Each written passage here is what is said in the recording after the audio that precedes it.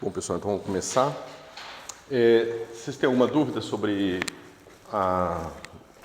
qualquer coisa das últimas aulas? Parte de separação de variáveis, a gente resolveu um problema particular, né? A gente resolveu o problema do equação de Laplace, né? Com uma certa condição de contorno especial. Então, para quem não lembra, a gente resolveu o problema num cubo, né? Então, nós tínhamos aqui um cubo colocado no sistema, aqui na origem do sistema, né? Então você tem um lado L aqui, um lado L aqui, um lado L aqui.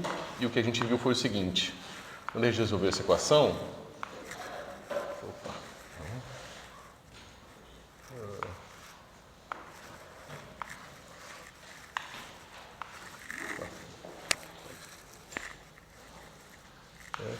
quando a gente resolveu a equação, a gente botou que a condição de contorno aqui para a função, né? Era uma função u de x, y e z.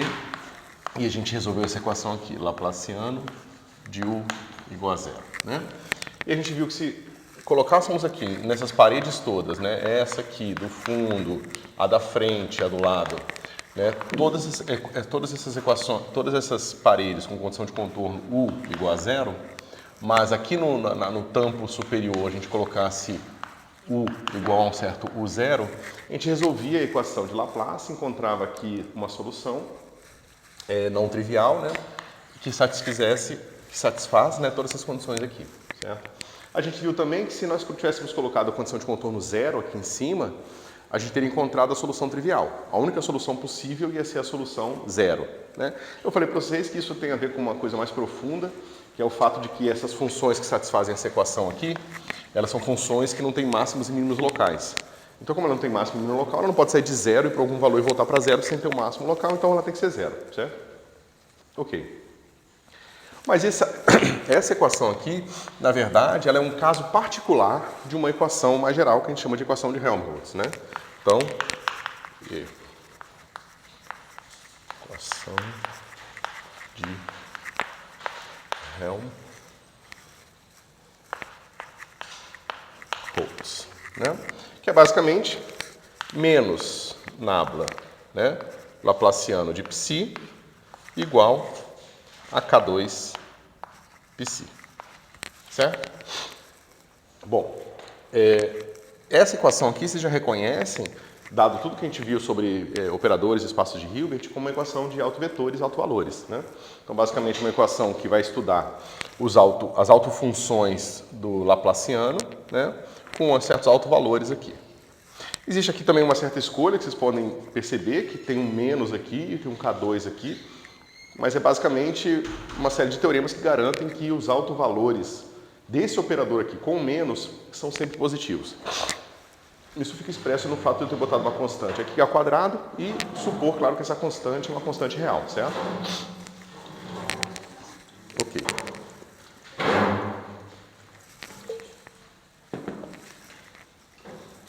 Nesse sentido, essa equação nada mais é do que a equação de autovetores e autovalores, mas para o autovalor igual a zero, certo? Então, por causa disso, tem como é que se diz? Uma relação íntima entre essas duas coisas. Em geral, você vai querer resolver também problemas que o lado direito aqui não seja simplesmente psi, tá certo? Você não quer resolver sempre uma equação de autovetores e autovalores. Mas resolver essa equação sempre te dá uma base muito, como é que se diz? Conveniente, né? Por que isso? Digamos que você quer resolver um problema de eletromagnetismo, né? Então você tem o seguinte, você tem essa equação aqui, menos φ igual a ρ sobre 4π ε0, certo? Para que serve essa equação aqui? Digamos que você resolveu essa equação com um certo índice alfa aqui, né? Que rotula todos os possíveis autovetores e autovalores dessa equação. Então, se você fez isso, né, com sucesso, você pode escrever o seu φ como sendo uma combinação de certas constantes aqui, φ alfa, eu vou botar um tio aqui só para lembrar que isso é uma constante, tá? Esse aqui é o campo mesmo. E aqui você bota aquelas autofunções. Esse cara aqui depende de x, esse cara aqui não depende de x, tá certo? Se você substituir isso aqui, o que você vai ter? Essa equação ela vai passar a ser o quê? Vai ser a soma sobre alfa, né? de φ alfa til, só que agora o laplaciano vai atuar aqui. E o laplaciano atuando aqui dá K2. Então, vai ficar mais K alfa 2 é psi alfa de x. Certo? E o lado direito continua sendo a mesma coisa. Rho sobre 4π epsilon zero. Certo? Aqui eu não fiz nada demais. Eu estou usando as mesmas ideias de sempre. Eu tenho um conjunto de funções que vão satisfazer essa equação aqui. Novamente, eu estou argumentando, não provando que elas vão formar uma base num certo espaço, né? E uma vez que ela formou uma base no espaço, eu posso expandir minha função φ nessa base. Só que a vantagem é que quando eu aplicar o Laplaciano aqui, o Laplaciano vai bater no psi. E eu sei o que acontece quando o Laplaciano bate no psi. Sai simplesmente uma constante. Foi o que aconteceu aqui. Tá certo? Então você vê que antes eu tinha uma equação diferencial complicada, né? E agora eu tenho uma equação algébrica. Ela pode ser complicada também, porque tem um monte de constantes não determinadas aqui, mas continua sendo uma equação algébrica. Um pouco mais que isso, porque tem uma função aqui e uma função aqui. Mas o que você pode fazer é que você pode expandir o ρ também. Né? O ρ é uma função de x. Né? E você pode muito bem escrever como certo uma soma sobre alfa, um ρ til alfa psi alfa de x. E pronto. Uma vez que você fez isso aqui, você substitui aqui e acabou. Você vai descobrir que o seu, né? Se você substituir essa expressão aqui em cima, você vai descobrir que φ alfa til vai ser igual a ρ alfa til sobre K alfa ao quadrado. Tá certo? E está resolvido o seu problema.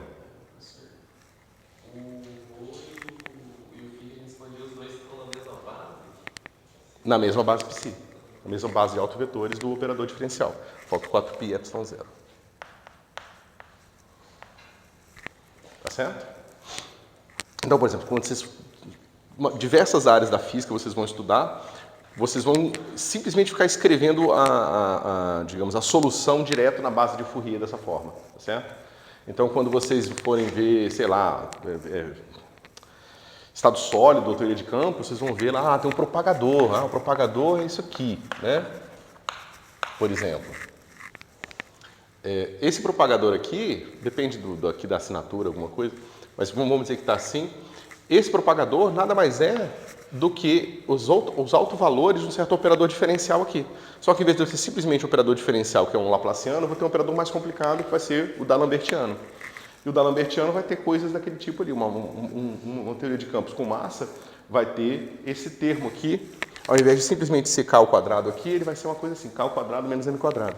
Tá certo? Claro que aquele quadrado ali é um pouco diferente, porque vai ser o quadrado de Minkowski, vai ser o quadrado euclidiano aqui, mas vai ser similar, entendeu? E aí todo o trabalho vai ser depois carregar. Primeiro, fazer as decomposições não é fácil. Tá certo? Fazer isso aqui não é fácil. Do ponto de vista computacional mesmo, de chegar na prática fazer decomposição. E depois que você encontrou a solução, você precisa fazer a inversa desse cara aqui. Agora você precisa pegar esse cara aqui, somar sobre todos os alfas, multiplicando com π, multiplicando por π, para você ter a solução em termos da posição, né, de funções de x. O que também não é fácil, certo? Mas, assim, do ponto de vista formal, isso aqui resolve o problema, ok? No finalzinho do curso, a gente vai estudar esses caras aqui, sozinhos, né?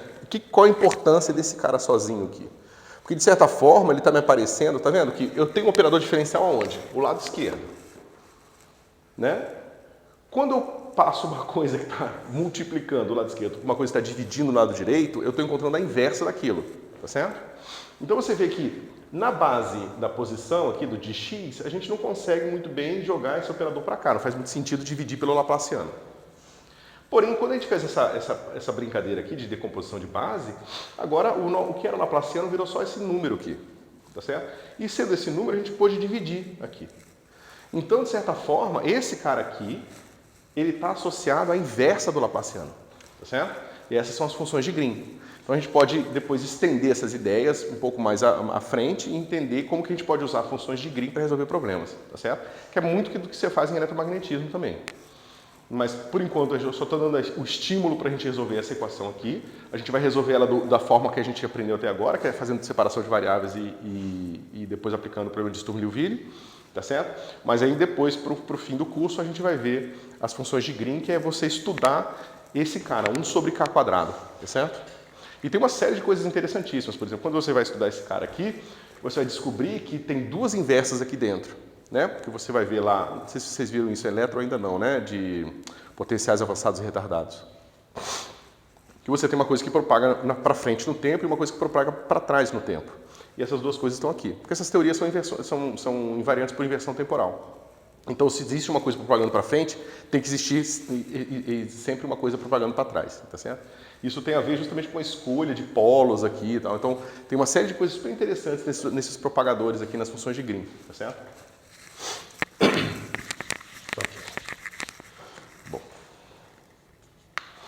Bom, dado isso aqui, vamos voltar ao nosso problema original, né? Que é resolver isso aqui, essa equação de Helmholtz, tá certo? Eu vou fazer primeiro ela em coordenadas cartesianas, tá certo? Para não ficar carregando aquele alfa, eu vou esquecer, tá, que existe um índice aqui. Mas tem que lembrar sempre que tem um índice, porque essa equação está sendo resolvida, ela tem que ser resolvida para todos os possíveis valores dos autovalores aqui, certo? E aí, quando você resolve as equações, desce lá em Sturm-Liouville, descobre quem é quantizado, quem não é, você descobre que vão ser os índices aqui. Mas para a gente não ficar carregando aquele índice à toa desde o começo, eu vou deixar assim porque é mais fácil, certo? Bom, pessoal, o que a gente fez da outra vez para resolver esse problema? Quem lembra? Qual foi o primeiro passo para a gente resolver, né? Digamos, a gente quer resolver esse problema em coordenadas cartesianas. Então, isso aqui vai ser menos d2 dx2 psi mais d2 psi dy2 mais d2 psi dz2 igual a k2 psi, certo? O que a gente fez aqui para resolver?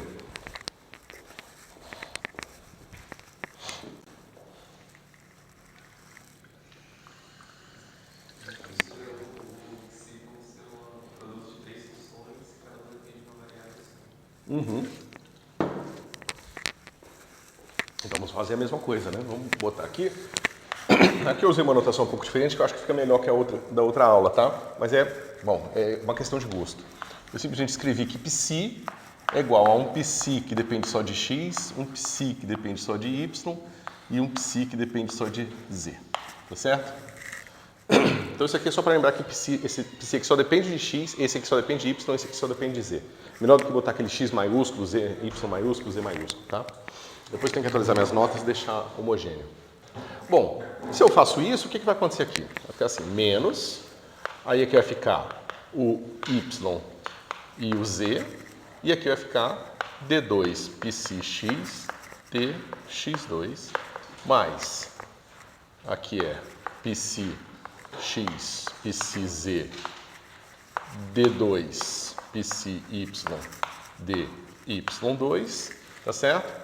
Mais psi x, psi y, d2 psi z, dz2 igual a k psi x, psi y,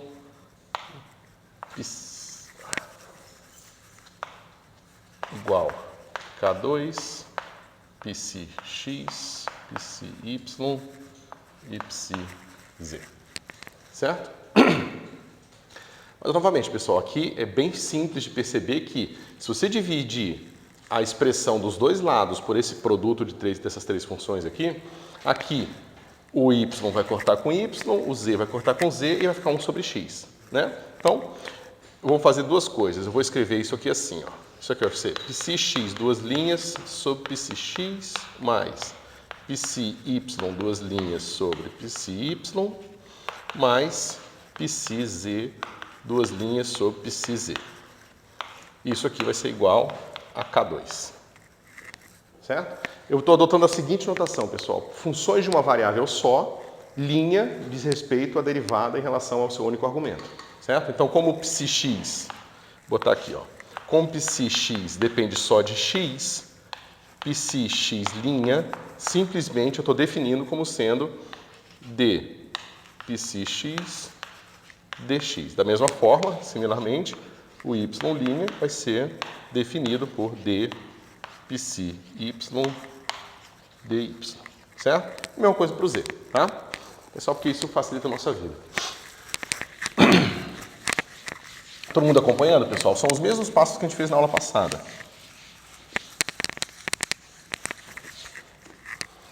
Até aqui tá claro? Maravilha. Bom, só que a gente sabe o quê?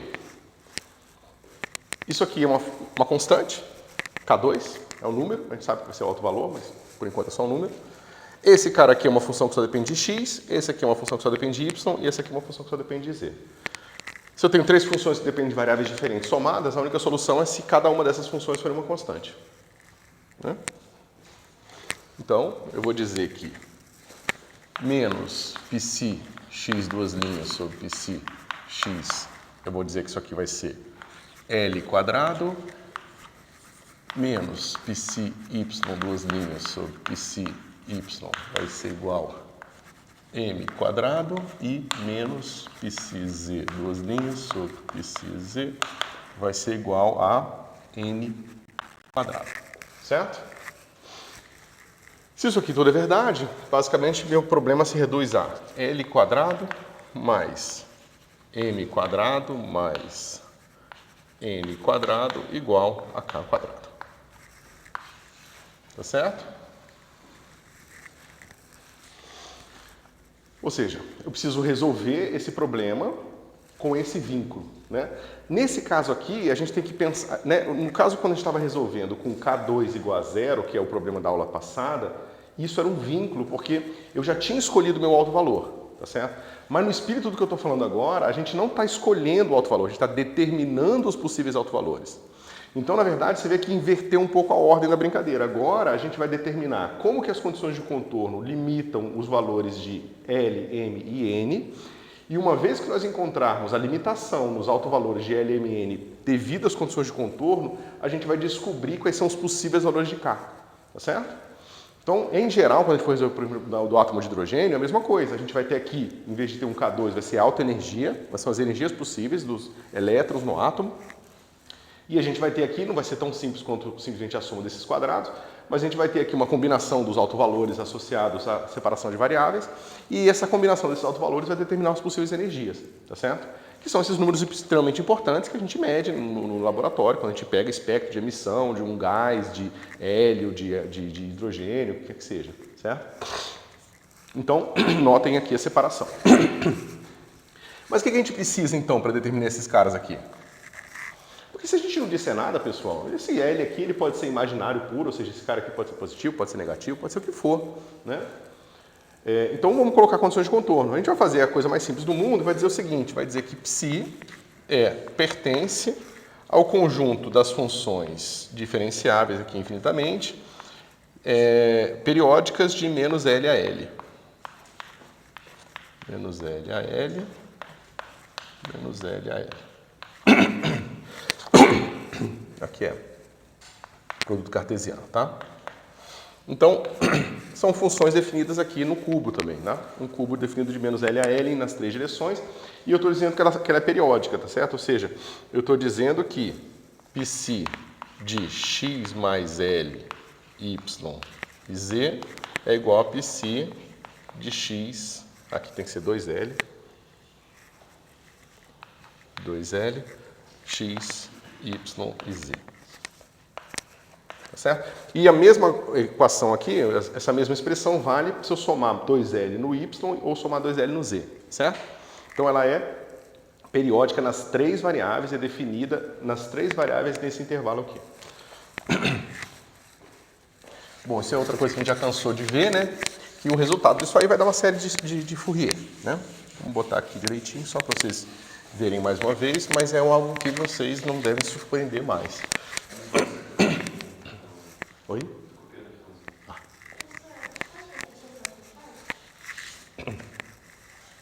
Então, aqui eu estou fazendo imposições sobre minha função. Justamente porque, como a gente já discutiu bastante, só o operador diferencial, aquele lá, né, ele não determina totalmente o que está acontecendo. Você precisa dizer o que está acontecendo nas bordas.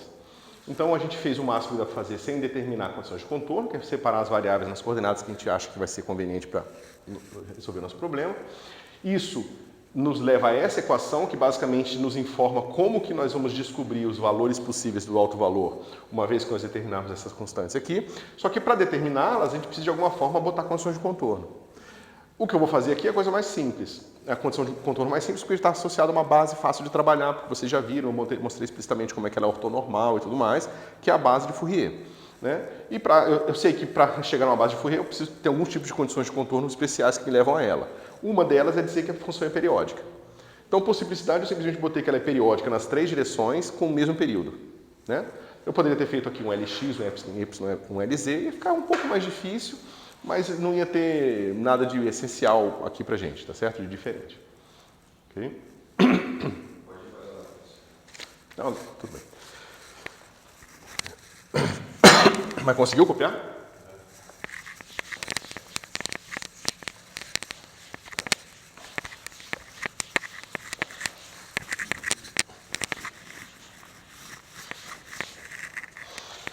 Maravilha. Bom.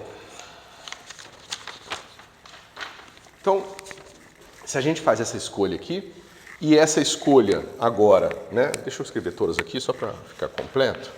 X, Y mais 2L e Z igual a psi X, Y e Z. E, naturalmente, a última opção, a condição é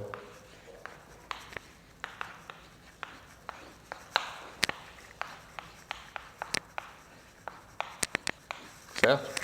Bom, a vantagem, ó, aqui, a grande vantagem da separação de variáveis que nós fizemos é que a separação de variáveis, ela permite a aplicação dessa condição de contorno de uma forma simples, certo? Ou seja, quando eu escrevo psi igual a psi x, psi y e psi z, essa condição de contorno fica fácil de ser aplicada, porque ela vai me traduzir, por exemplo, essa aqui, que é a número 1, ela vai ficar simplesmente, se você substituir essa expressão aqui, ela vai dizer que psi de x mais 2L é igual a psi x de x. A 2, que é essa aqui, vai me dizer a mesma coisa para y, né? Y mais 2L é igual a psi y de y. E a 3, que é essa aqui, vai me dizer a mesma coisa para z. Né? Z mais 2L, Z de Z. Ok? Você vê, se a minha condição de contorno fosse complicada, se por alguma razão ela fosse periódica numa direção ortogonal, né, alguma coisa assim, o meu cubo tivesse girado, essas coordenadas não iam ser boas, porque a minha condição aqui, né, seria uma coisa do tipo psi de x mais um certo a, e y mais um certo alfa a, e o z vai ser igual a psi de x, y, z. Né? Digamos que eu tivesse uma periodicidade aqui numa certa direção, botar uma direção aqui na linha reta, certo? Ou seja, se eu movo aqui nessa direção aqui, se eu movo nessa direção aqui, L, eu chego no mesmo valor da função. Então é como se meu cubo tivesse girado aqui em relação a x e y, tá certo? Você vê que se eu quisesse fazer essa imposição de periodicidade aqui com essa separação de variáveis, essa separação de variáveis aqui ia ser bastante inconveniente. Porque aqui eu teria uma coisa do tipo psi x, x mais a, psi y mais a, isso aqui igual a psi de x, x e psi y, y. Tá certo? Como é que eu resolvo? Que tipo de coisa eu imponho sobre essas funções em separado para satisfazer isso aqui? Não tem como, né? Por isso que tem o papel do sistema de coordenadas é importantíssimo aqui, porque é ele que te permite, ele bem adaptado à geometria do problema, te permitirá impor as condições de contorno da geometria do problema nas suas soluções, certo? Maravilha. Bom, então essa imposição aqui, somado ao fato de que eu tenho que satisfazer essa equação aqui, me leva no quê, pessoal? Como é que são minhas soluções aqui para os meus psis?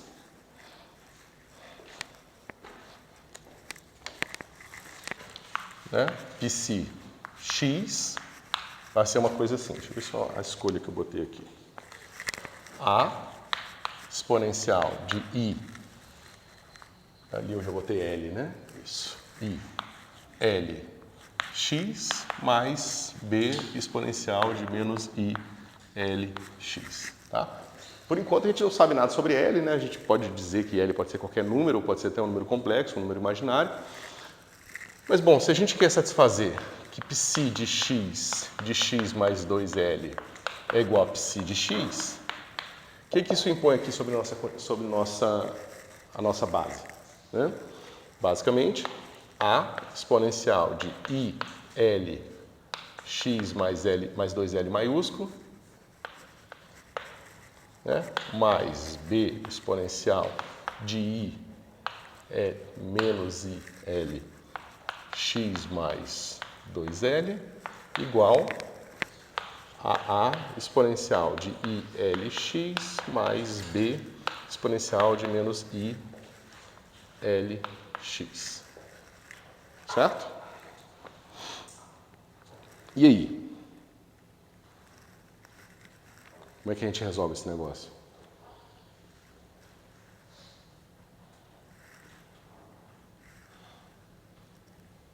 Bom, como as nossas constantes aqui elas são arbitrárias, por enquanto, né, a gente não tem nenhuma razão para escolher essas constantes, em princípio eu teria que resolver essa equação para qualquer valor que seja A ou B, certo? Tendo isso em mente, então o que eu preciso resolver é que isso é igual a esse cara aqui e esse é igual a esse cara aqui, certo? Mas o que isso diz pra gente? Vai ficar exponencial de IL x mais 2L igual a exponencial de ILx, tá certo? Mas isso aqui, eu posso tirar dos dois lados, vai ficar assim, exponencial de 2i L maiúsculo igual a 1, certo? E o que isso diz pra gente sobre L? Eu acho que agora eu estou vendo que as minhas escolhas de letras são ruins. Mas tudo bem. O que isso diz sobre L? Né? Isso aqui tudo tem que ser múltiplos de 2π. Então, L vai ter que ser 2π I é ruim, J, dividido por 2L. Certo? A gente já tinha visto isso aqui, né? Então, vou botar aqui um índice no meu L, que é o J, e eu vou dizer que isso aqui é π J sobre L, sendo que esse cara aqui são sempre números inteiros, né? Porque senão não teria 2π J aqui, se isso aqui não for número inteiro, essa condição não é satisfeita. Certo? Ok.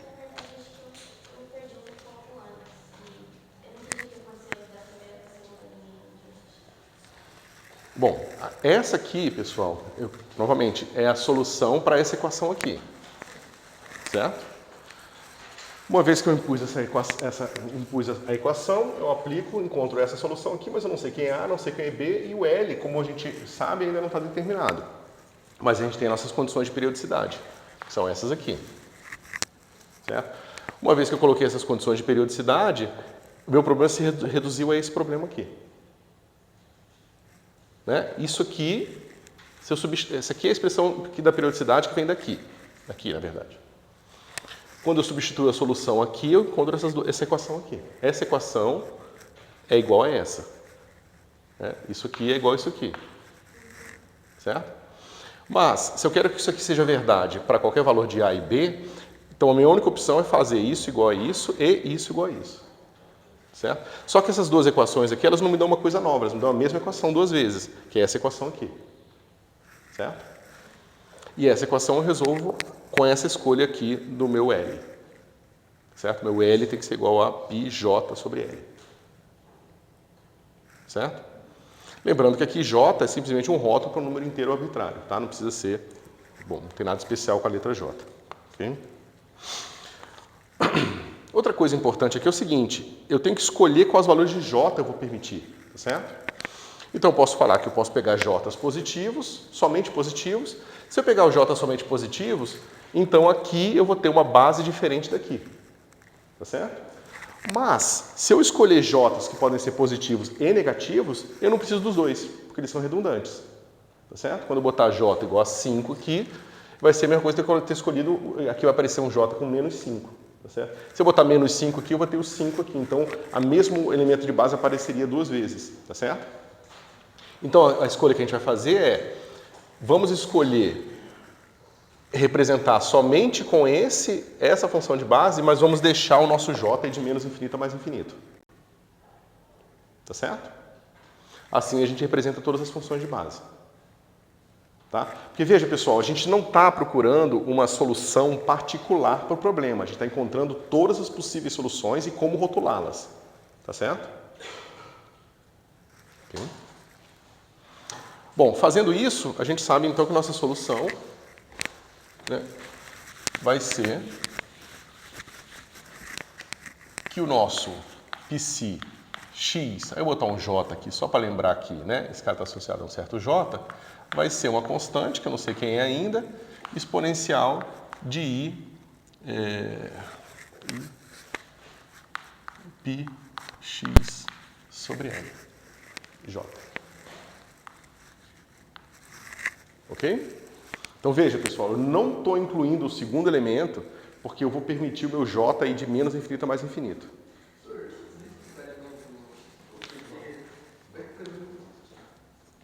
Não teria sentido aí que o senhor falou do j, ele poderia assumir qualquer valor, ele é inteiro, não sei se o senhor vai fazer no valor que o j assume. Tá, deixa eu tentar explicar de uma forma mais clara, então.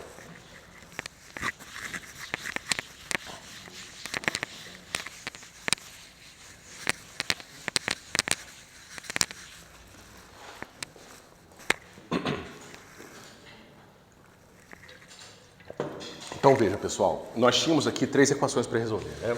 A gente tinha menos psi x, duas linhas, igual a L2 psi x, né? A gente tem menos psi y, duas linhas, igual a m quadrado psi y, e a gente tinha a última aqui, que é menos psi z, duas linhas, igual a n quadrado psi z. Certo? São três equações. Só que a gente não está querendo resolver essa equação para uma certa condição inicial que determine unicamente a solução. A gente quer explorar as possíveis soluções, dado qualquer que seja a nossa condição de contorno. Certo? Então a gente descobre que essa equação aqui tem duas soluções, né? Uma vai ser exponencial de ILX e a outra vai ser exponencial de menos ILX. Certo? São duas soluções para essa equação, ou seja, se eu substituir essa expressão aqui, derivar duas vezes, vai cair do i ao quadrado, vai ficar negativo, vai cair o l ao quadrado, o negativo corta com menos, vai dar o lado direito, solução. Mas esse cara aqui também é solução, tá certo?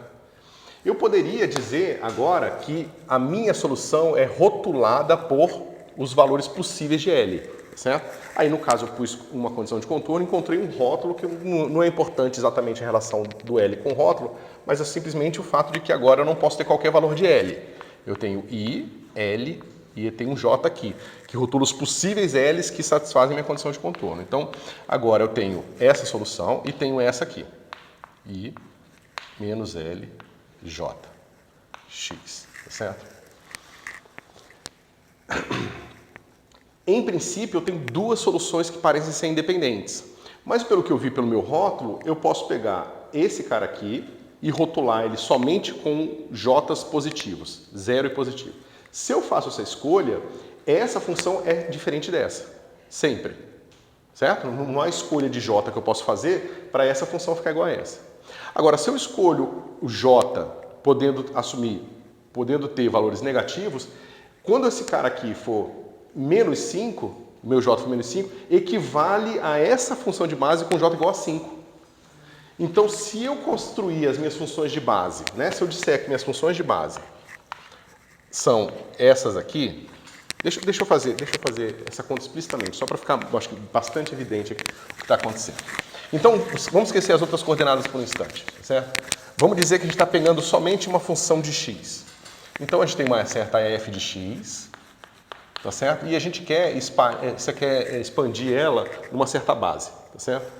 Então você tem duas opções. Vamos lá. Opção número 1, eu somo com J indo de 0. O 0 é ruim porque o 0, os duas são iguais, né? Mas vamos dizer que não sejam, tá? Vamos dizer que quando o meu LJ, o meu J igual a 0, essas funções não sejam iguais. Só por simplicidade aqui, para a gente não ter que ficar escrevendo coisa demais. Então, vou botar aqui de 0 a infinito, tá certo? E aqui a gente vai ter o quê? Vamos pegar a opção número 1. A opção número 1 a gente escolhe bases nesse formato aqui, certo? Então, eu vou ter uma certa componente da minha f da parte positiva, tá certo? Com um certo j aqui, exponencial de ILJX, certo? Só que eu também tenho que ter a parte que está projetada naquela outra direção, que é f til menos, são outras componentes, porque é a componente na outra direção, tá certo? Exponencial de menos ILJX,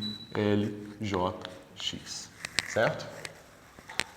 Mas veja, essa expressão aqui, eu estou tendo essas componentes nessa direção, mais essas componentes nessa direção aqui. Eu posso pegar essa mesma expressão e fazer assim, ó, soma de 0 até infinito.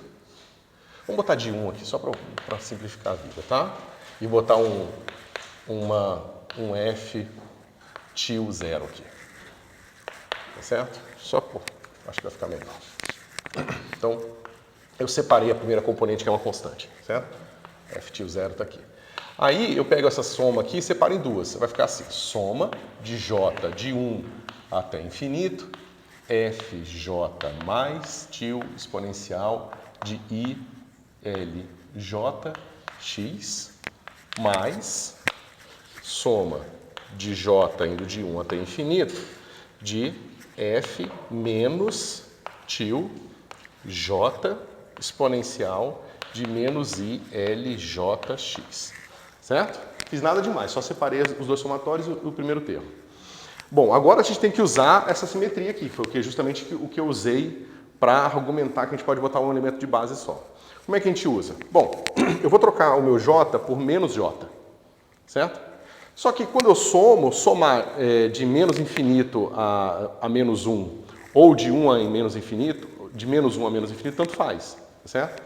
Então eu posso simplesmente botar um menos aqui e um menos aqui, se eu troquei o J por menos J. Aqui eu boto um menos nesse J e boto um menos nesse J aqui, certo? Só que a gente sabe que L de menos J é menos L de J, né? Ó. L de menos J é igual a menos L de J, né? L de menos J é igual a menos L de J. Isso sendo verdade, eu posso tirar esse menos daqui com esse menos daqui. Tá certo? Mas olha o que aconteceu. Agora, esse cara aqui, ele vai de menos 1 a menos infinito. E essa vai de 1 até mais infinito, e esse cara aqui é o 0. Mas isso é o mesmo que eu simplesmente colocar a soma de... vou chamar... botar F maiúsculo, til, J, o J indo de menos infinito a mais infinito, de exponencial de ILJX, com a condição de que F til J é igual a F mais J, espaço aqui, deixa eu ver se...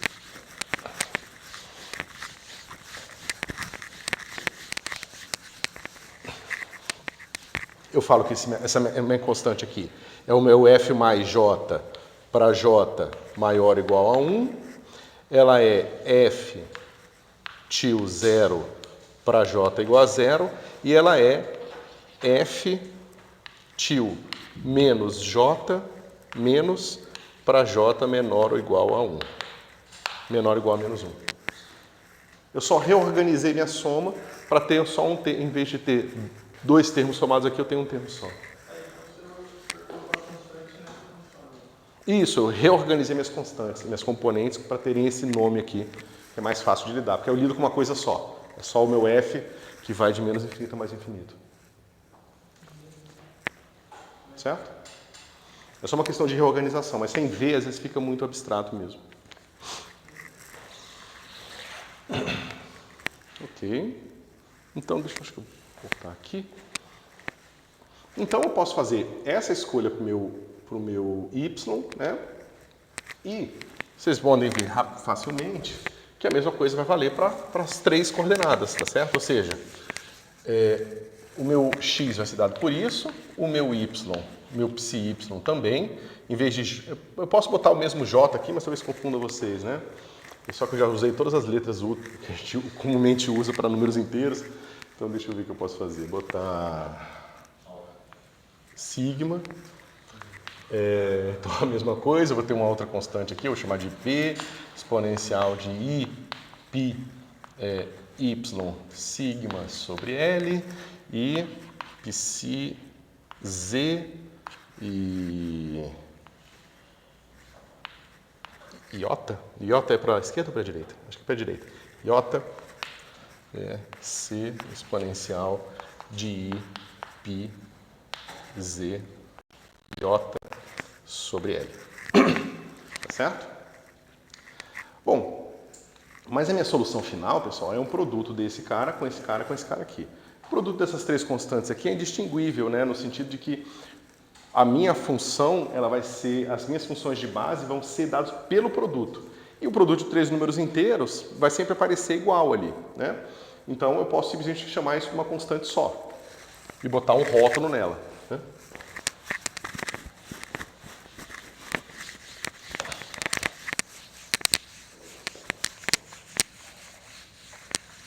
Ou seja, o meu psi agora aqui, agora eu vou escolher o rótulo dele como sendo... Nossa, está horrível. J, sigma, iota, vai ser dado... Eu vou botar uma constante qualquer aqui, vamos chamar de n, j, sigma, iota. E aí eu vou ter o quê? Essas funções aqui, pessoal, a gente trabalhou com elas, são aquelas funções de Fourier, tá certo? E meu j e meu iota são parecidos, é isso? É porque porque eu estou fazendo do lado errado. Iota. I-O-T-A. Iota. Ok. Bom, então esse cara aqui a gente pode escrever em termos daquelas funções de base que a gente já viu, né? Lembra que a gente viu que tinha um E, que depende de X, e aí a gente fez aqui a base de Fourier complexa, né? Que a gente tinha estudado lá atrás, de J, o E de Y, sigma, né? E o E, iota, z. Certo? E essas bases aqui a gente já conhece, a gente sabe que elas são ortonormais dentro de menos L a L, a gente sabe calcular o produto interno, a gente sabe tudo, certo? Então, essencialmente, o nosso problema está resolvido e a gente descobre quem é os nossos autovalores, né? Ou seja, a gente sabe que nossos valores têm que ser L quadrado mais M quadrado mais N quadrado igual a K ao quadrado. Só que a gente sabe que esse cara aqui é π quadrado, aí usando as mesmas notações, os mesmos rótulos daqui, esse cara aqui vai ficar J ao quadrado sobre L quadrado mais π ao quadrado sobre L quadrado sobre vezes sigma quadrado mais I ao quadrado sobre L quadrado vezes J ao quadrado, isso aqui tudo vezes K ao quadrado, é igual a K ao quadrado, certo? Ou seja, o meu alto valor é rotulado por três inteiros, J, sigma, iota, tá certo? Então você vê que o meu problema, o meu sistema aqui, ele não tem qualquer possível alto valor. Os autovalores têm que estar sempre nessa estrutura aqui, nada mais é do que vocês veem, π quadrado sobre L quadrado vezes J ao quadrado mais sigma ao quadrado mais iota ao quadrado. Ok? Então, exceto por esse número aqui, que pode ser um número irracional complicado, isso aqui é a soma de quadrado de números inteiros, que vai ser um número inteiro também. Tá certo? Então, você vê que as energias que você vai medir nesse sistema aqui, se for um sistema quântico, por exemplo, e isso aqui for a nossa hamiltoniana, então a partícula, essa hamiltoniana aqui seria a hamiltoniana de uma partícula livre dentro de uma caixa periódica. Você vê que as energias da partícula são sempre aquelas ali. Tá certo? Por que ela é assim? Por que seria energia? Aí é uma questão da mecânica quântica que a gente não vai entrar aqui, tá certo? Mas essas aqui seriam as possíveis energias permitidas.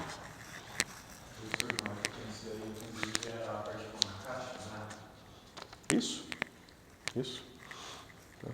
Tanto que o pessoal que trabalha com computação quântica trabalha muito com essas coisas, né? Essas caixas, elas podem ser emuladas por alguma coisa que você construa dentro de um computador. E aí os níveis dessa partícula dentro dessa caixa vão ser usados para representar o que a gente representa como estados ligados e desligados no computador clássico, né? No computador quântico agora você vai ter superposições de estados, vai ter toda a complexidade da mecânica quântica representando o seu bit, né? O seu bit vai ser um qubit, não mais um bit só. E aí vai ter toda a complexidade da computação quântica e as vantagens que vêm com ela, né? Que, bom, ainda não foram atingidas, mas as pessoas estão animadas ainda nessa direção. Ok? Então, essa aqui é a decomposição geral. A solução geral, então, de um problema, a gente pode usar essa base. Então, por exemplo, o exemplo que eu dei inicialmente, se você for capaz de pegar o seu ρ de x, y e z e decompor na base de Fourier, que é essa base aqui, você resolve o seu problema de eletromagnetismo numa caixa periódica, tá certo? Claro que um problema de eletromagnetismo na caixa periódica é um negócio meio formal, né? Não tem muita aplicação, pelo menos não parece ter uma aplicação prática, tá certo? Mas aqui vocês podem fazer coisas que vão simplificar a vida de vocês. Vocês podem, por exemplo, dizer que, em vez de ela simplesmente ser periódica, você diz que ela é periódica e zero na borda. Né? Aí se você fizer essa imposição adicional de que ela é zero em menos LL, aí você vai restringir mais ainda aqui os vetores de base, tá certo? E aí você pode então fazer o problema, digamos, imagina que você tem uma partícula, um elétron, né, dentro de uma caixa que foi aterrada. Como é que é o campo eletrostático do elétron dentro de uma caixa aterrada? É basicamente você usar a decomposição aqui para decompor a sua distribuição de carga lá, que vai ser um elétron só. Certo? Um pouco complicado, porque você vai decompor basicamente uma delta Dirac nessa base. Mas dá para fazer, tá certo? Mas aí você precisa fazer essa imposição do zero para representar uma coisa mais física, que seria o aterramento da caixa, né? E, claro, estou supondo que a borda, que os tampos da caixa são condutores aterrados, certo? Ok. Mas isso aqui era só uma extensão para vocês entenderem um pouco melhor aquilo que nós tínhamos visto. Tá certo? E essa questão da decomposição na base, discutir a questão dos autovalores. O que eu quero fazer com vocês para a gente preparar o terreno para o átomo de hidrogênio é fazer a separação de variáveis num contexto um pouco mais complicado, tá certo? Porque esse aqui parece que as coisas são sempre muito simples. Bota ali uma função de x, uma função de y, uma função de z e resolve. Mas vocês vão ver que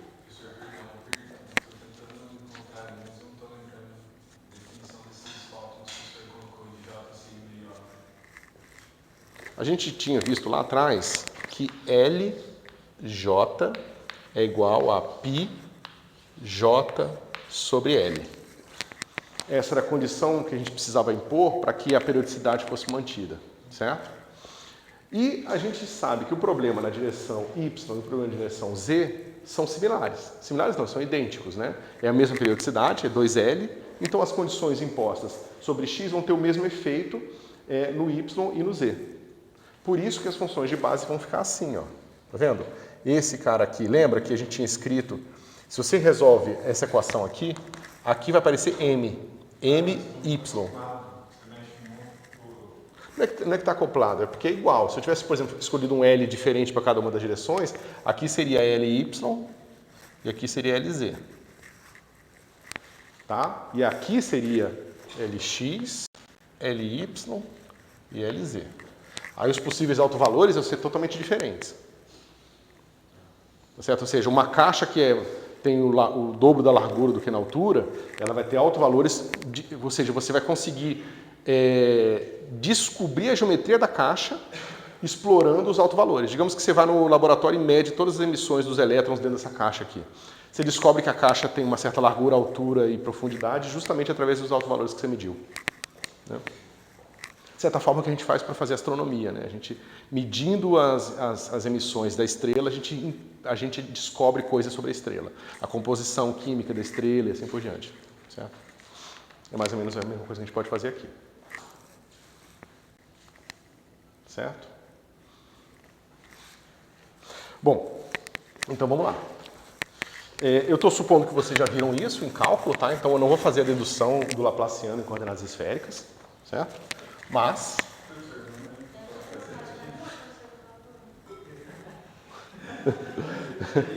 Vocês não viram... Nossa, mas eu não tenho isso aqui preparado, deixa eu ver. Professor, isso aí não é uma coisa que feijão físico, professor? É. Deixa eu ver.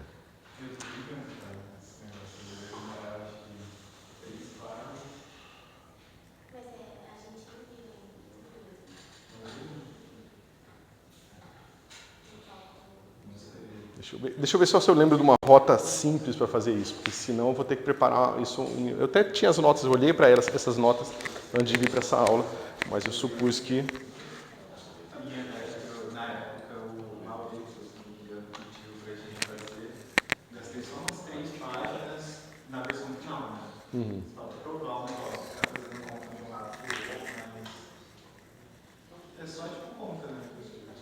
É só conta, mas, bom, é conta, né? Deixa eu ver. É que a rota mais fácil que eu poderia fazer é usar... Bom,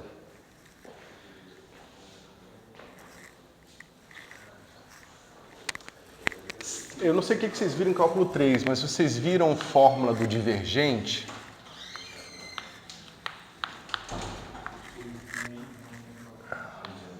Vocês viram a fórmula do divergente que te dá...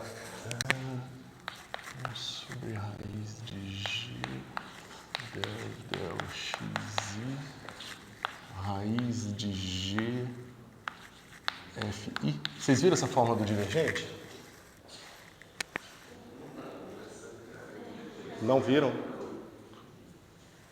Vocês viram a métrica em coordenadas esféricas?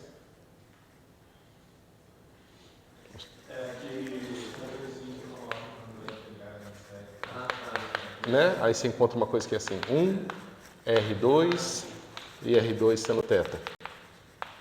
Geralmente vê em outra notação, professor, ciência matricial. dx mais f quadrado entre Tudo bem, vocês viram isso? Né? O elemento de linha em coordenadas esféricas. Né? Que é isso que ele está falando. É 2R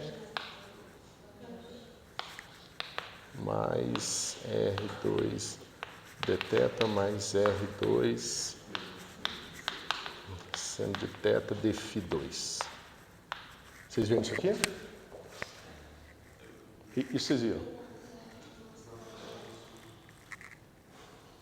É porque esse cara aqui é a raiz desse cara aqui, tá vendo? Mas é porque senão é uma conta muito longa, não dá pra gente fazer aqui. Mas se vocês lembrassem dessa expressão aqui, a gente poderia usar ela, porque aí sai rapidinho. Oi?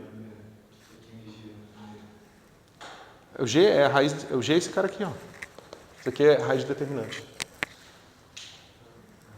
Vocês vão ver em atividade restrita em geral também, essa expressão aqui. Tá, vocês vão ter que acreditar em mim, eu posso fazer uma... Como é que se diz? Uma revisão disso aqui na próxima aula, tá? Como deduzir esse negócio. Mas assim, se vocês quiserem fazer na unha, uma vez na vida vale a pena, tá? Então, basicamente, o que você tem aqui, x é igual a r cosseno θ,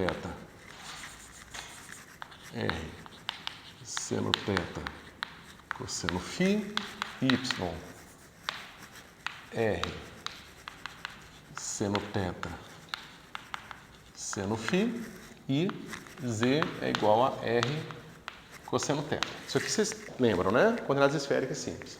Então, basicamente, o que você vai ter é o seguinte, você tem d2, d, x2. A maneira mais pé no chão, assim, mais direta de fazer essa conta é fazer a troca de variável. Aqui, certo? Só que isso dá um trabalho grande, tá certo?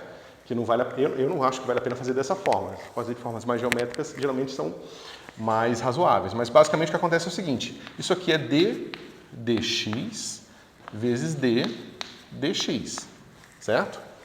Mas como é que eu faço aqui para fazer a troca do operador d dx usando essas coordenadas aqui? Como é que fica o operador d dx? Vai ficar assim. d dx, e só que d dx é o quê? É d θ, né? Deixa eu trocar a ordem para vocês não se confundir. dθ, dx, d dθ, mais, deixa eu fazer na ordem que eu faço sempre, r d θ dx d dθ mais d φ dx d dφ. Vocês já viram, né? Fazer essa troca aqui. Só que a chatice é que agora, né, essas derivadas não são difíceis de fazer, né? dr dx, porque você sabe como é que r depende de x, é simplesmente x quadrado, né? O θ também vai ser o arco tangente aqui de z sobre raiz de x quadrado mais y quadrado, e esse cara aqui também vai ser só a divisão dos dois caras ali, certo? E aí você vai ter que abrir esse operador também aqui e vai calcular 3 vezes 3 operadores atuando com um monte de derivada para todos os lados, tá certo? E vai fazer a conta e vai descobrir quem é esse cara aqui. Só que essa conta ela é inconveniente porque no fim você não quer só esse cara aqui. Você quer esse ao quadrado, esse aqui, só que você quer somar com ele o d2 dy2 e o d2 dz2. E por que eu digo que é inconveniente? É porque esse cara aqui vai ter um monte de termo que vai anular junto com esse e com esse, tá certo? Então, por quê? Porque o laplaciano é, por exemplo, invariante sobre rotação, enquanto o d2 dx2 não é invariante sobre rotação. Então ele vai ter um monte de complexidade extra justamente porque ele não é invariante sobre rotação, enquanto a soma desse cara com esse e com esse é invariante sobre rotação, certo?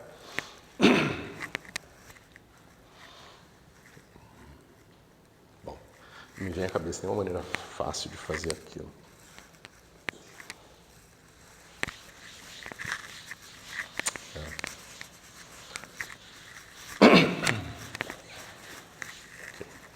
Bom, uma vez que vocês acreditarem nisso, vocês vão descobrir que o laplaciano vai ser escrito assim, né?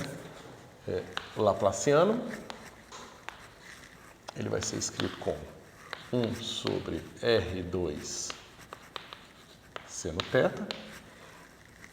Isso. E aqui vai ficar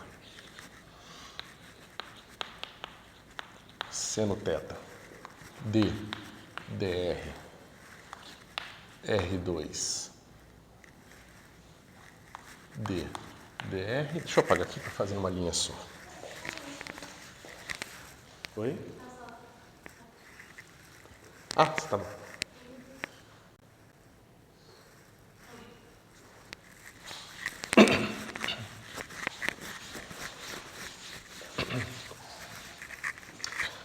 Ok. Mais d dθ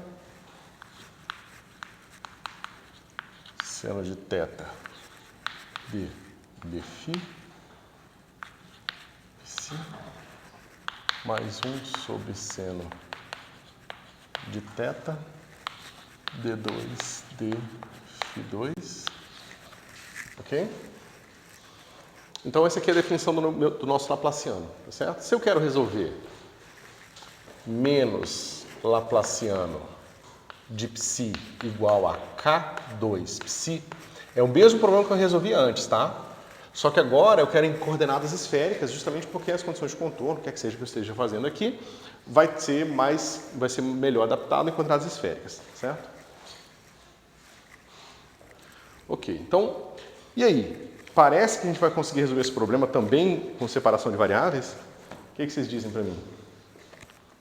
Porque parece que está muito mais misturado agora, né? Deixa eu botar botar o menos aqui e o psi aqui, que aí vocês ficam talvez um pouco menos confusos.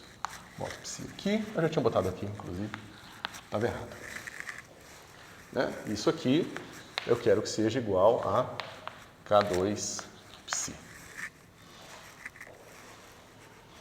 E aí, se eu fizer isso aqui, se eu fizer psi igual a um psi que só depende de R, um psi que só depende de θ e um psi que só depende de φ, será que eu consigo resolver o meu problema?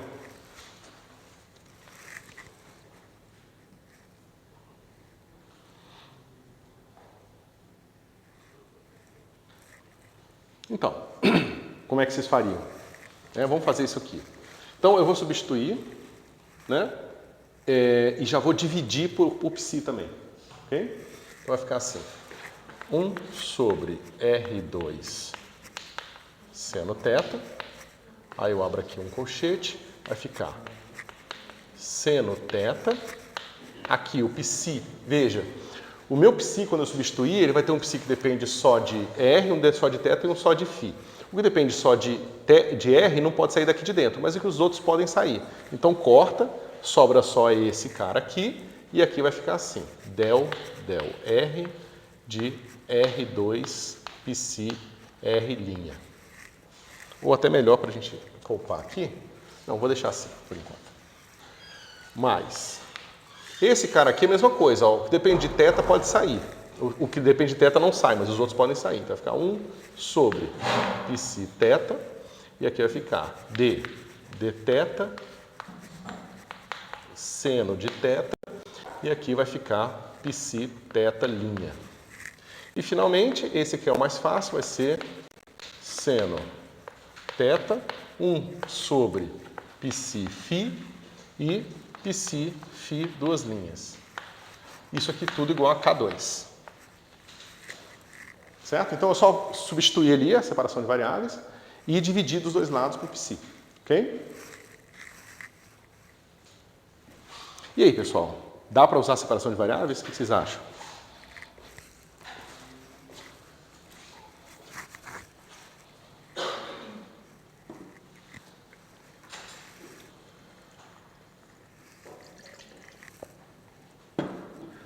Porque parece que não, né? Porque você poderia falar, mas aqui depende de R, mas aqui tem um θ aqui. Mas tem um θ multiplicando todo mundo.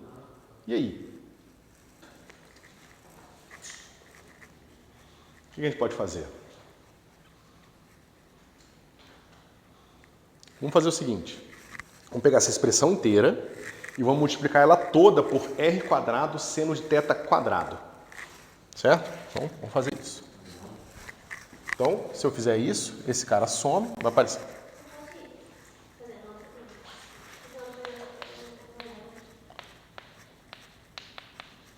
Seno de θ. Se eu multiplicar essa expressão toda por R² seno de θ², vai ficar assim. Seno de θ. Eu vou botar aqui dentro. Deixa eu fazer assim, já vou separar tudo. Tá.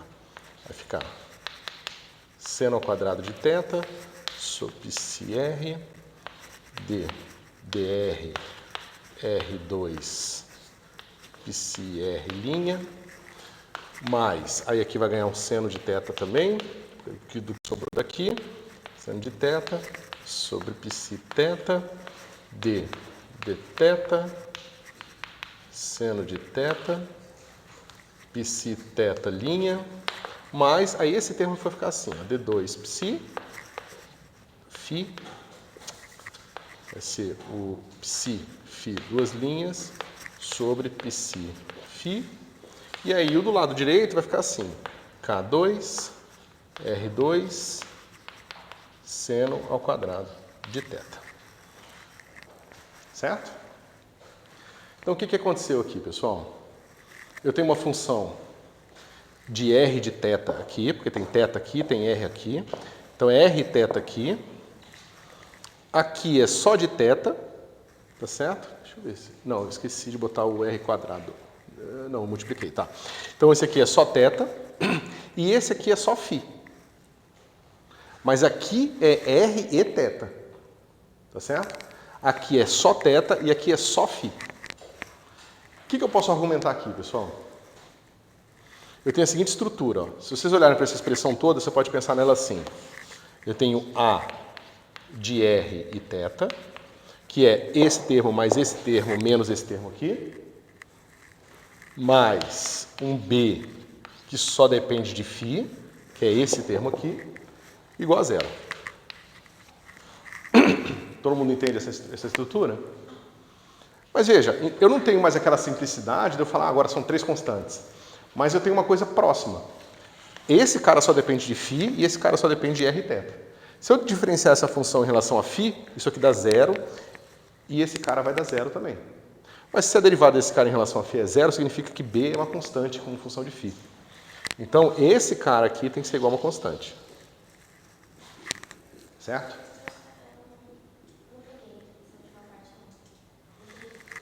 Essa expressão ela é assim, ó, uma função que depende de r e θ, uma função que depende só de θ e uma função que depende de r e θ aqui.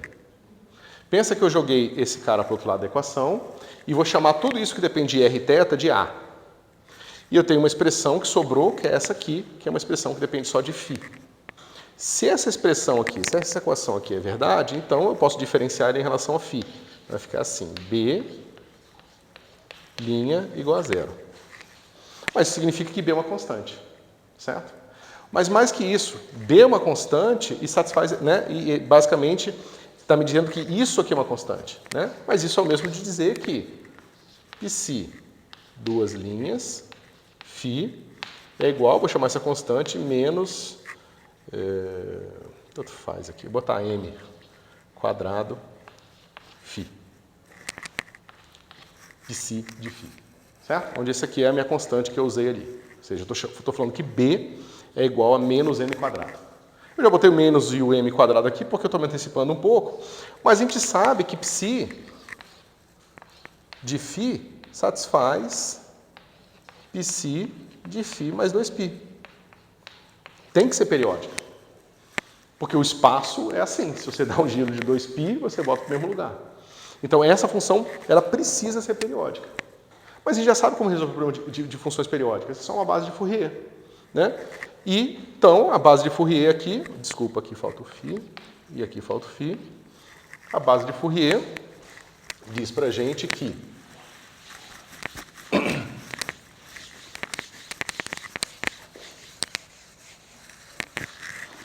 o nosso psi φ, ele vai depender de um rótulo m agora, e vai ser simplesmente, botar aqui só um proporcional, porque depois a questão da normalização, exponencial de i m φ. Tá certo? E o que isso dá pra gente? Uma equação um pouco mais simples, né? Porque a minha equação agora, ela vai envolver esse cara aqui, substituído por menos m quadrado. Ok? Então vamos lá.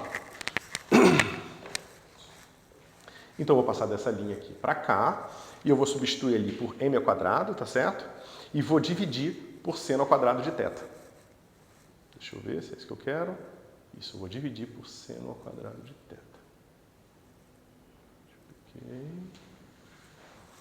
Isso. Então vai ficar assim. 1 sobre psi r, que é esse cara aqui, dr R2 psi r'. Ok? O próximo termo vai ser como? Aquele cara ali eu estou dividindo por seno quadrado, então vai ficar 1 sobre seno θ psi θ, dθ seno θ psi θ'. Ok? E o último termo eu dividi por seno quadrado, né? Então vai ficar assim, menos m quadrado sobre seno ao quadrado de θ. E isso tudo vai ser igual a K2. Espera aí que está faltando um sinal, eu errei sinal em algum lugar. Aqui eu esqueci de botar o menos, tá, pessoal? Falta o menos aqui, ó. Tá? Então aqui tem o menos. Então, só por simplicidade, eu vou botar o menos para cá, tá certo? Tinha faltado o menos aqui. Então, eu vou deixar o menos aqui no lado direito. R quadrado. Ok? E aí, pessoal, consigo fazer mais uma separação? Porque, veja, aqui só depende de R. Certo? Só que aqui, ó, depende só de θ. Tá certo? Deixa eu ver só se eu não estou esquecendo alguma coisa. Peraí. Não, tá certo. Ah, tá. Falta o R aqui, ó. Esqueci aqui, tá vendo? Cadê? O R2, falta o R2 aqui, ó.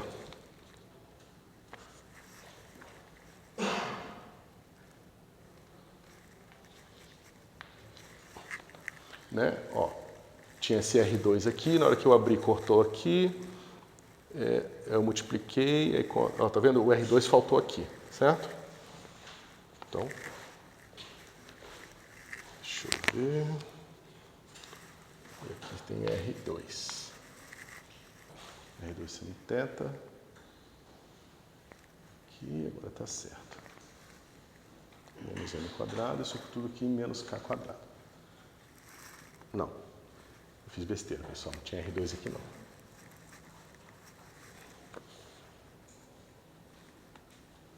Tava certo, tá? Só ver onde que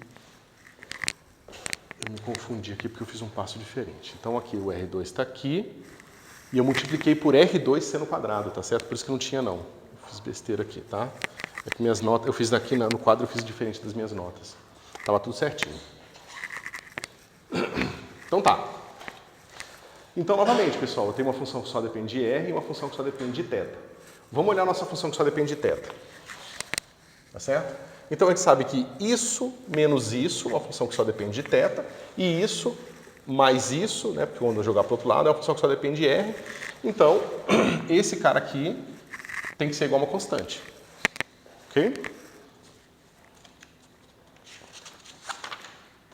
Vai ficar assim. 1 sobre πθ seno θ, d dθ, seno θ, πθ linha, menos m quadrado sobre seno ao quadrado de θ. Isso aqui tem que ser uma certa constante que eu vou chamar de menos lambda quadrado. Certo? Bom, mas agora eu posso simplificar mais, eu posso multiplicar todo mundo por π, né, para a gente ter uma equação diferencial. E deixa eu fazer o seguinte. Uma equação diferencial que está explicitamente linear, né? Deixa eu escrever aqui.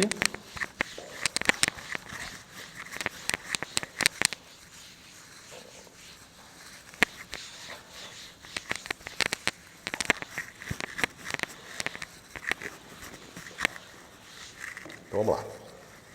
Então vai ficar assim.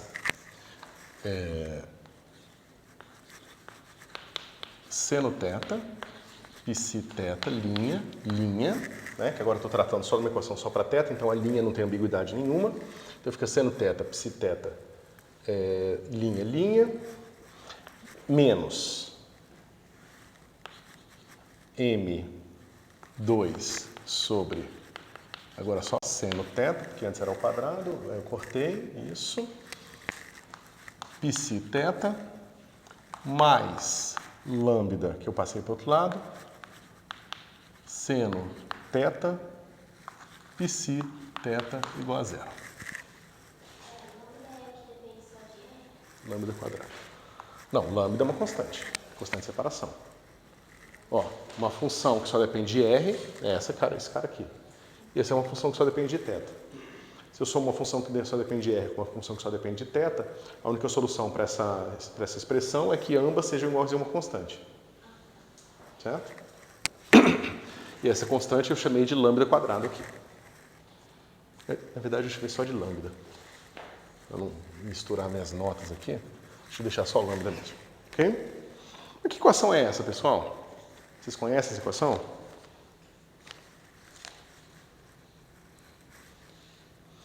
Coordenadas esféricas, θ está definido de quanto a quanto? 0 a π. Seno variando de 0 a π varia de quanto a quanto? De 0 a 0, mas sempre positivo, certo? Se ele é sempre positivo, significa que seno de θ, para esses valores de θ é igual a quê? Raiz positiva de 1 menos cosseno ao quadrado de θ. Certo? Nesse intervalo, né? Para θ entre 0 e π. Ok? Bom, mas nesse intervalo, o cosseno vai de quanto a quanto? Menos 1 a 1. Desculpa, é 1 a menos 1. Só que ele vai de 1 a menos 1 significa que ele é unívoco. Né? Existe um valor, somente um valor entre menos 1 e 1 para cada valor de θ. O seno não, porque o seno aqui ele vai, né, é positivo, então ele vai ter um valor que é aqui. Mas o cosseno não. Então o cosseno é um bom candidato para uma nova variável, certo? Então eu posso simplesmente falar que mi, que é a minha nova variável, vai ser cosseno de θ, para simplificar minha vida, tá certo? Quem é d de mi? Ou melhor, quem eu posso calcular o meu d de θ? Vai ser o quê? Vai ser o quê? d θ, d mi, d mi, d θ, d de mi. Vocês concordam? Regra da cadeia. Mas quem é d mi, d θ?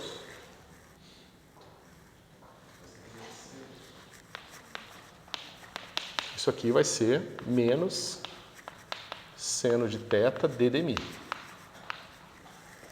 Certo? Bom, então vamos fazer isso, vamos substituir lá. Então veja, essa linha aqui vai dar um menos seno de θ, d de mi. Deixa eu fazer tudo. Então vai ficar assim. Menos seno de θ, d de mi, de... Aí já tem o seno de θ lá dentro, vai ficar assim, menos seno ao quadrado de θ, d de mi, do meu psi θ. Certo? É o meu primeiro operador diferencial.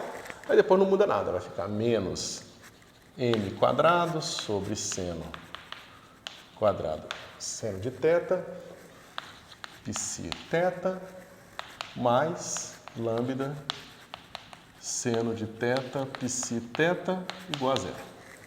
Certo? Bom, mas olha que está ficando legal, porque veja, eu tenho um seno aqui, eu tenho um seno aqui, aqui eu tenho seno quadrado e aqui eu tenho um seno. Se eu dividir todo mundo por seno, vai ficar seno quadrado aqui e esse seno vai embora. Certo? Então vai ficar assim. Esse menos corta com esse menos aqui, vai ficar d de mi de seno ao quadrado. Mas quem é seno ao quadrado aqui nesse contexto? É 1 menos cosseno ao quadrado. Mas quem é cosseno? É mi. Então fica 1 menos mi quadrado. E aqui vai ficar, deixa eu ver, d psi de mi, né? O psi θ. Ok? Esse cara não muda nada, vai ficar m quadrado, aí quando eu dividir aqui vai ficar cosseno. Cosseno ao quadrado, 1 menos seno ao quadrado, escuta, 1 menos mi quadrado. Certo? Psi θ mais lambda psi θ igual a zero. E aí, já viram?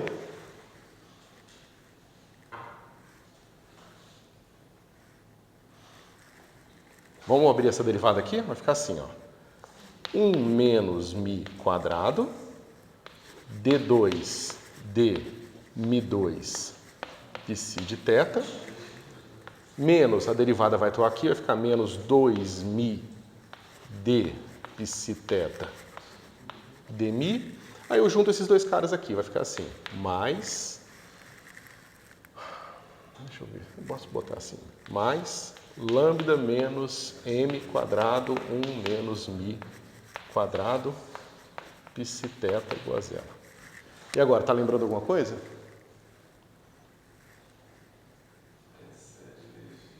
Legendre, né? Mas o de Legendre que a gente estudou foi com esse m aqui igual a zero. Quando esse m não é igual a zero, a gente está nos polinômios associados de Legendre, que são um pouco diferentes. Vou passar depois como... Ou eu resolvo com vocês, ou eu passo para vocês como resolver. Tá certo? Mas a gente já sabe resolver esse cara aqui. Inclusive, a gente sabe que esse cara tem dois polos. Tem um polo em mi igual a 1 e um polo em mi igual a menos 1. Mas são singularidades regulares. A gente pode remover essas singularidades. Remover não, a gente pode resolver o nosso problema nos pontos singulares sem problema. Só que a gente viu que se a gente resolve no primeiro ponto singular, o outro fica divergente, mas se a gente resolve no outro, o primeiro fica divergente. Porém, a gente pode escolher valores especiais para os nossos autovalores aqui, para corrigir isso, que vai ser L vezes L mais 1. Certo? Deixa eu ver o quanto que dá tempo de falar disso. Agora, ainda nessa aula, tem 10 minutos aí. Então tá. Então... Se nós escolhemos esses valores especiais para os nossos autovalores, essa função aqui ela fica bem definida tanto no polo norte quanto no polo sul. Mas veja, pessoal, a gente está falando de uma função que é psi de r, θ e φ. Tá certo? Ela vai descrever ou um potencial eletrostático, ou vai descrever uma função de onda de uma partícula, né? Ela vai descrever alguma coisa física que não faz sentido ser singular. Então, quando eu boto o meu θ, né, ou o meu θ0, ou o meu θ aqui, π, essa função ela não pode divergir aqui ou aqui, ela tem que ser regular. Então, nós somos obrigados, ou melhor, se nós queremos expressar uma função que não diverge, nós somos obrigados a escolher esses autovalores especiais aqui, tá certo? Esse primeiro autovalor aqui, ó, a gente já teve que escolher ele especial pelo simples fato de que se você andar 2π, você volta para o mesmo lugar. Isso é uma condição de contorno do fato de quem está separando as nossas variáveis em duas variáveis angulares. E essas variáveis angulares geralmente têm esse caráter compacto aqui, justamente porque você está falando de uma esfera, né? Ou de uma esfera em geral, né? Da casca de uma esfera. Então você vê que esses dois números quânticos aqui no caso da mecânica quântica, eles vêm simplesmente pelo fato de que quando você pega uma coisa tridimensional e folheia ela como esferas concêntricas, cada uma dessas esferas é uma superfície compacta e por causa disso o operador vai ter esse caráter discreto. Tá certo? Eu estou falando coisas um pouco mais avançadas, mas eu estou ligando as coisas que vocês viram, ou seja, o fato de φ e φ mais 2π representarem o mesmo ponto no espaço, é uma das coisas que, né, a esfera ela é compacta, você dá uma volta aqui, você chega no mesmo lugar, tá certo? E aqui é um pouco mais complicado de ver, por causa da relação entre o θ e o φ, mas quando você sai de zero ou zero ou π, você tem que ter uma função que não diverge, certo? E isso vai impor a condição de contorno, vai impor os números especiais para lambda e a gente já tinha imposto para m, tá certo? Então, uma vez isso feito, o que a gente sabe? Né? Eu vou passar depois o problema da gente resolver os associados, tá? Que é um problema de Frobenius, nada demais. Ou a gente pode usar as técnicas dos polinomios de Rodrigues também, tá certo? Bom, então, uma vez feito isso, a gente tem que o nosso lambda é igual a L vezes L mais 1. Certo? Deixa eu só ver uma coisa aqui.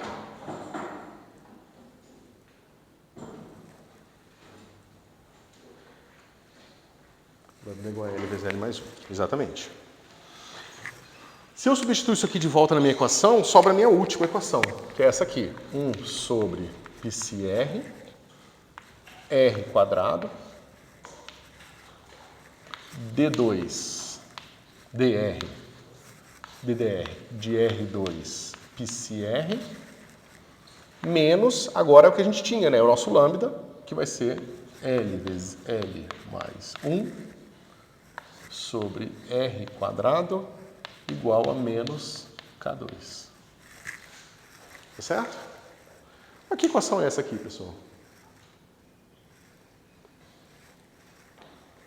Né? Vamos multiplicar todo mundo por esses fatores aqui, vamos abrir, né? Então vai ficar assim, R2, né? Que é a hora que essa derivada atuar aqui, e eu tenho a derivada toda aqui. Então vai ficar R2 de R duas linhas. Aí quando a derivada atuar aqui, vai ficar assim, mais 2R, isso, πc é R', e aí eu vou ter aqui o seguinte, menos, mais L mais 1 sobre R2, mais, aqui é menos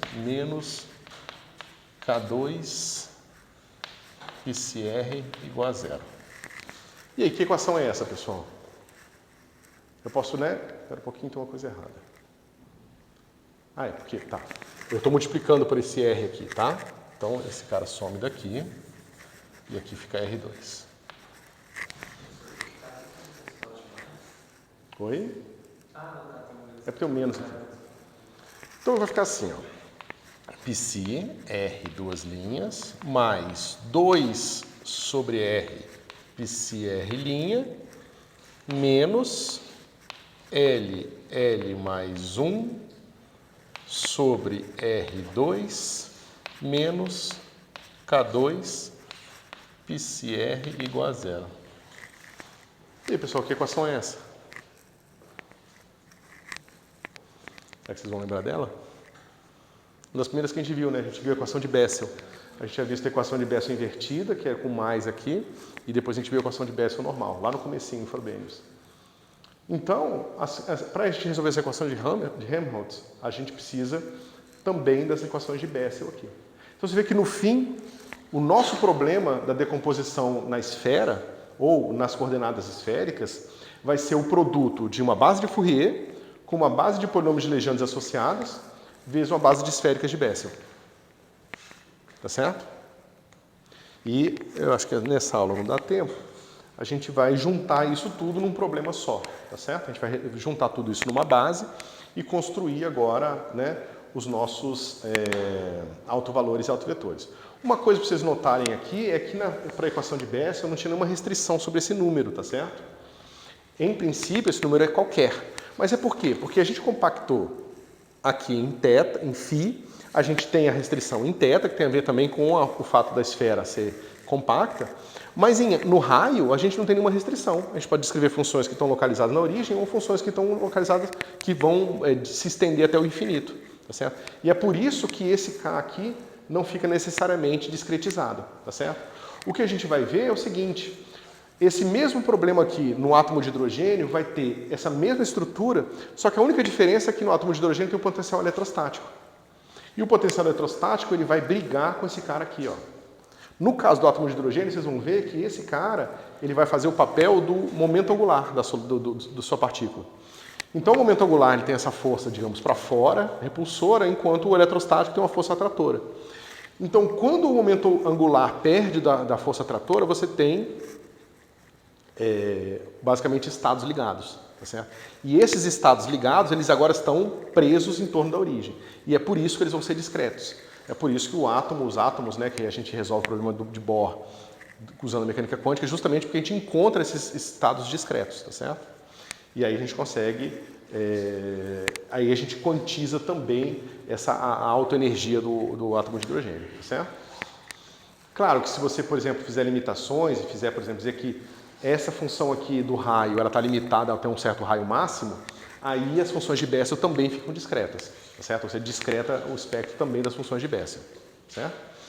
Mas é só para vocês notarem o quanto que a gente teve que caminhar para chegar aqui, entendeu? A gente tem que entender Frobenius para entender as ordinárias, aí você tem que entender todas aquelas dificuldades dos pontos singulares e regulares, porque eles aparecem aqui, ó. Naturalmente, a gente não forçou a barra para aparecer. Essa equação aqui, ela também tem essas mesmas singularidades aqui, ó, tá vendo? Nas origens, nos polos. Então, a gente precisa do método de Frobenius, não é à toa, entendeu?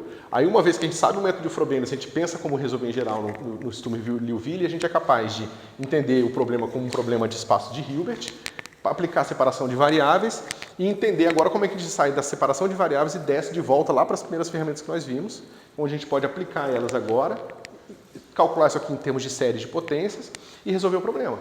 Os caras lá em 1700 e coisa, 1800, eles faziam isso na mão. Tinham livros assim gigantescos com essas funções aqui tabuladas. Ah, quanto é que é a função de Bessel, quanto é que é a função, o polinômio associado, quando o meu M é 38 e o meu L é 45, para o ângulo θ tanto, o cara vinha lá, olhava a tabela e copiava. E resolvia as coisas à mão. Né? E encontrava os resultados numericamente e fazia ciência, entendeu? Hoje a gente não precisa de nada disso, graças a Deus. A gente consegue colocar no computador e resolver, né? Mas é incrível o que as pessoas conseguiam fazer, né? Assim, o esforço intelectual e a força de vontade que você precisa ter para você não simplesmente jogar no negócio e falar, vou criar vaca, né? Porque é o que se fazia na época, era enorme, entendeu? Então, mas é isso, pessoal. É só para mostrar que as coisas, eu estou tentando fechar as coisas, né, do começo ao fim do curso, tá? E aí a gente vai fazer mais algumas aplicações interessantes desse problema aqui com física, né? Que eu vou dar o átomo de hidrogênio e depois a gente vê se dá tempo de o quanto que a gente vê de funções de Green.